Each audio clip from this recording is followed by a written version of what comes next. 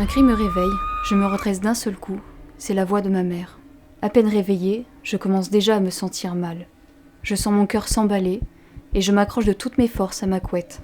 J'appelle ma mère, mais elle ne me répond pas. L'obscurité de ma chambre me pèse, j'ai trop peur de bouger. Je n'entends rien, je ne vois rien. Je respire un grand coup et j'appelle à nouveau ma mère en hurlant. Sans réponse, je me cache sous ma couverture et tends l'oreille. Je ne supporte pas cette absence de réponse. Peut-être qu'il lui est arrivé quelque chose. Rien que d'y penser, j'ai envie de me rendormir.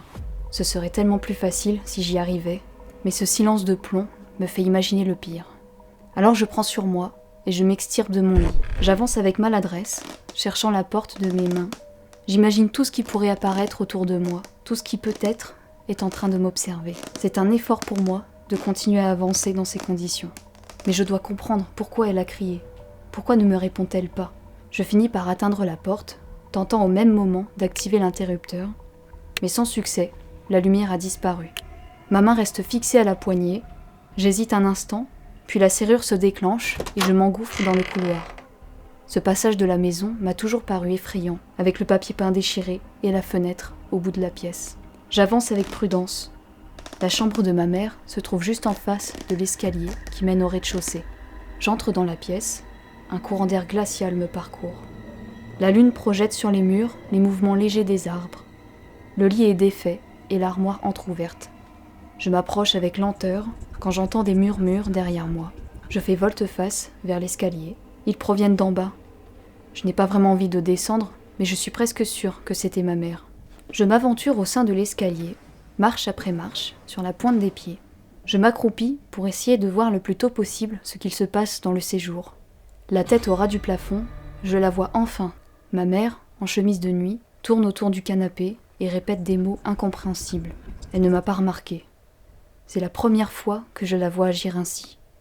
Je tente alors de rejoindre le bas de l'escalier, quand une marche se met subitement à grincer. Un silence glacial s'est alors installé. Je la vois s'arrêter dos à moi, je n'ose pas bouger, mais c'est avec lenteur que je perçois ma mère se retourner et planter son regard dans ma direction. Tout mon corps se tend. Je détale dans l'escalier pour rejoindre le premier étage lorsqu'elle se précipite vers moi en hurlant. Je parviens rapidement en haut, mais du coin de l'œil, je l'aperçois me poursuivre avec fureur.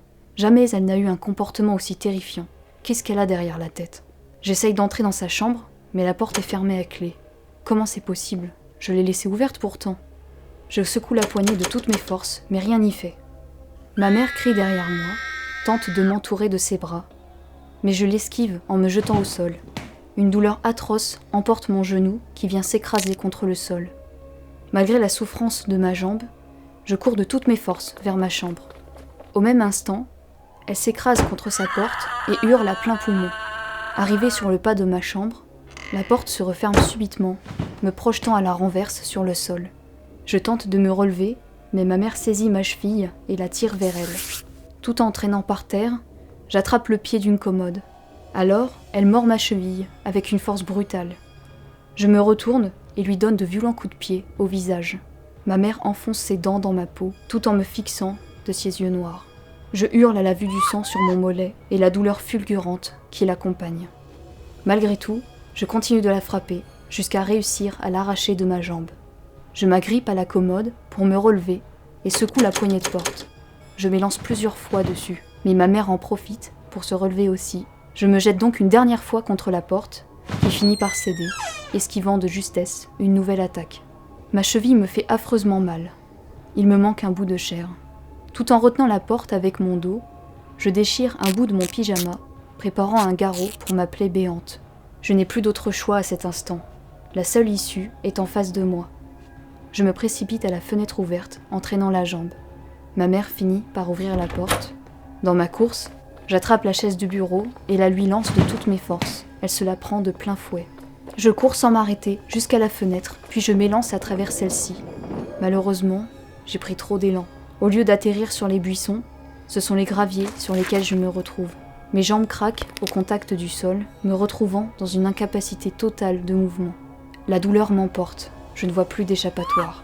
C'est alors que je perçois le corps mou de ma mère se défenestrer jusqu'à moi, comme un pantin désarticulé. La dernière chose que je sens avant de m'évanouir, ce sont ses mains et son corps plaqués sur mes jambes et ses crocs qui me déchirent de tout mon être.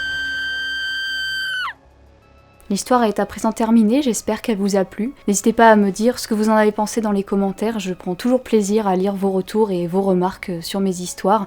Et d'ici là, on se retrouve sur Instagram pour les stories quotidiennes et aussi sur YouTube la semaine prochaine.